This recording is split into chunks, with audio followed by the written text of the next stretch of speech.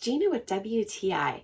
I love making my own cleaning products, and one of the things that I found to be so essential is having a good Castille soap as the basis for a lot of the recipes. I really love how silky smooth this Castille soap is from WHOLENATURALS. I use it to not only make my own hand soap, a couple tablespoons of the soap, I free pour, and then I add in about 15 drops of an essential oil of my choice, and then fill the rest with water, and it makes a really nice foaming hand wash.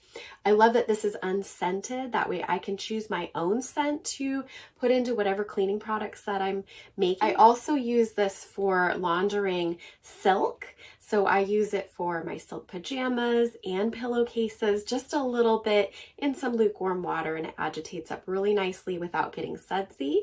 And then that way I can launder those really delicate things.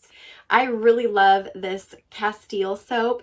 A half gallon is going to last me at least a year. You only need a little bit and it goes a long way. It's a great product, and that's my point of view.